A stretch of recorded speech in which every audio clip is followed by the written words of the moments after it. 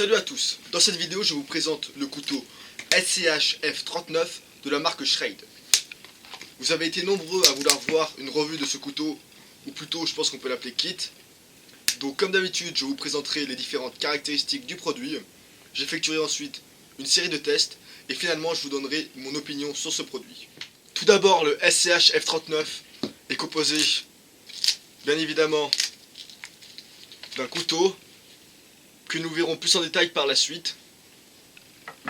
Mais l'étui est également doté de deux pierres à aiguiser, une d'un grain de 120 et l'autre de grain 600.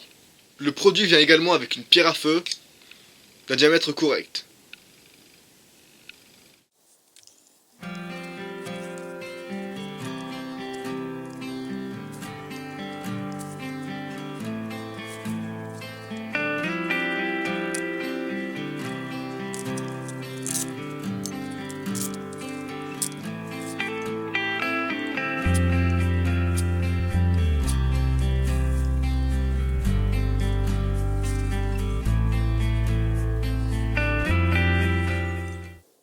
Pour ceux qui ont vu ma vidéo d'introduction, vous savez déjà que le couteau dispose d'une fonction lance-pierre.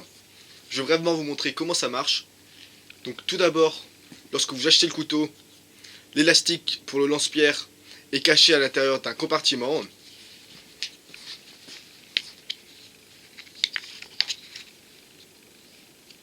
J'aime bien le compartiment, c'est une caractéristique sympa qui vient rajouter de la polyvalence au kit.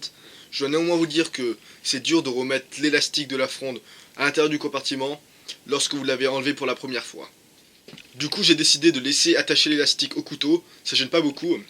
Et à la place, comme vous avez pu voir dans le clip précédent, j'ai décidé de mettre de l'amadou fait maison à l'intérieur du compartiment. Si vous êtes intéressé par voir comment fabriquer ces amadous, je vous mettrai un lien dans la description.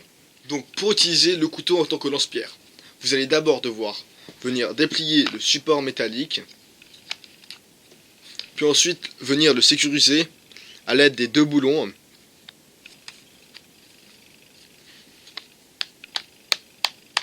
Il ne vous reste plus qu'à insérer les deux boucles de l'élastique à l'intérieur du support.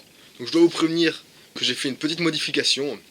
À la base les boucles étaient plus petites et je mettais toujours trop de temps pour insérer les boucles à l'intérieur du support. Donc j'ai décidé d'enlever la boucle et d'en refaire une plus grande. Vous pouvez voir ici, je l'ai ensuite attachée avec de l'élastique. De cette manière, ça va être beaucoup plus simple pour moi de venir insérer les boucles à l'intérieur du support métallique.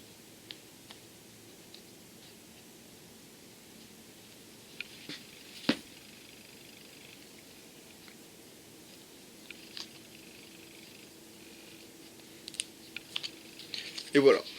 Je vous l'accorde, c'est pas très esthétique, mais ça fait très bien l'affaire.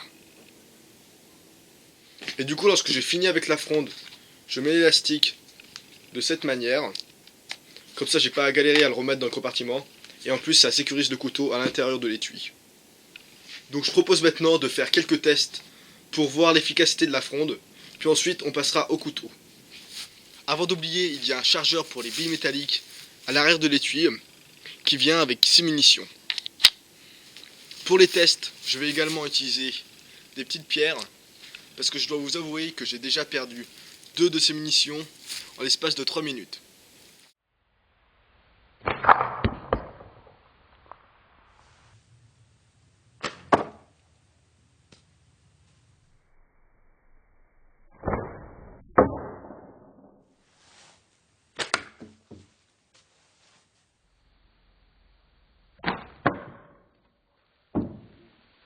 Bon, vous avez pu voir dans la vidéo qu'il faut pas mal d'entraînement avant de toucher sa cible, même à une faible distance. J'étais à environ 5 mètres, pas plus. Entre nous, je considère ce lance-pierre et l'ensemble des lance-pierres qu'on peut trouver sur le marché plus comme un jouet qu'un outil de survie. Alors certes, vous allez pouvoir l'utiliser en tant qu'outil de self-défense. C'est vrai que j'aimerais pas me prendre une de ces balles métalliques en pleine tête. Mais si vous comptez vraiment l'utiliser en tant qu'outil de self-défense ou en tant qu'outil de chasse, je vous conseille vraiment de vous entraîner à viser chez vous avant de partir avec sur le terrain. Parlons maintenant brièvement du couteau. On est sur un couteau en pleine soie, c'est-à-dire qu'il est fait à partir d'une seule pièce et qu'on est venu fixer les manches sur les côtés. La longueur totale est de 26,5 cm et on est sur une longueur de lame de 13,3 cm. Le couteau est fait à partir d'acier 8CR13 MOV. C'est un acier de bonne qualité qui possède une haute teneur en carbone. Donc on sera sur un acier dur avec une bonne rétention de lame. Parlons un peu du manche. Il est fait à partir d'élastomère thermoplastique. C'est un bon matériau, mais je dois vous avouer que je ne suis pas convaincu par son ergonomie. Notamment puisqu'il y a ce relief qui vient cogner sur mon doigt. Donc je ne sais pas si c'est uniquement ma main ou le design du manche qui a un problème, mais c'est vrai que ce n'est pas très confortable. En tout cas, ce qui est sûr, c'est que je préfère le manche du couteau SCH F40 que je présenterai dans une autre de mes vidéos. Le couteau dispose également d'une entablure qui va nous permettre une prise en main avec un doigt, comme ceci. Donc cette prise en main va être très agréable, notamment pour les coupes de précision. On retrouve également 3 grippes sur le manche et à l'arrière qui vont venir renforcer et améliorer la prise en main. C'est tout bon pour les caractéristiques, effectuons maintenant quelques tests.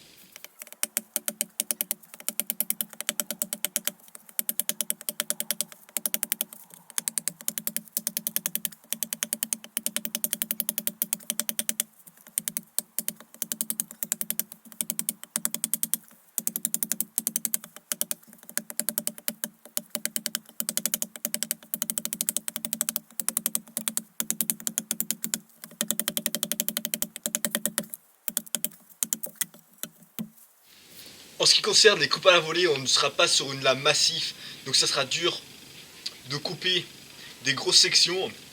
Mais pour des sections de diamètre moyen, les grippes vont nous donner une prise en main, donc on va pouvoir effectuer un travail agréable.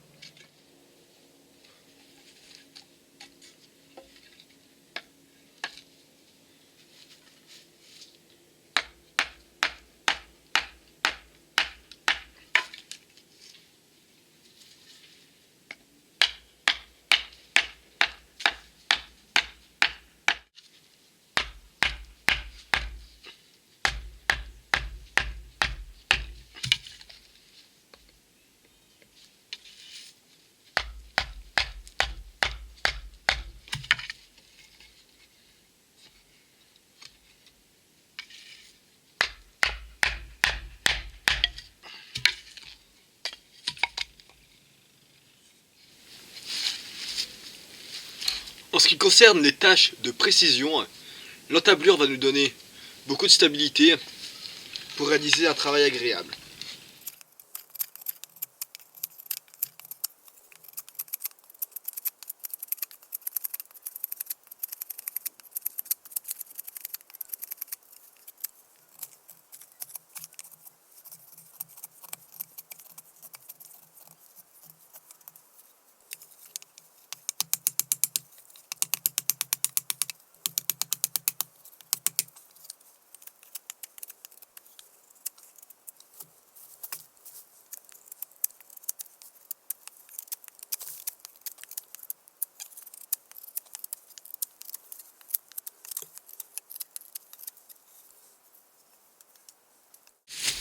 Au niveau du prix, vous allez pouvoir trouver le couteau SCH F39 pour environ 70 $. Je vous mettrai tous les liens dans la description. Je trouve qu'on est sur un prix qui est plutôt raisonnable lorsqu'on prend en compte toutes les fonctionnalités du produit. Pour conclure la vidéo, je dois vous avouer que j'ai pris plaisir à tester ce produit SCH F39 puisqu'il sort de l'ordinaire avec toutes les caractéristiques qu'il propose. Ceci dit, je ne compterai pas sur la fronde en tant que réel outil de survie, mais pour des utilisations ici et là, ça reste un très bon couteau abordable. Merci à tous d'avoir regardé la vidéo, n'hésitez surtout pas à commenter si vous avez des questions, et à la prochaine.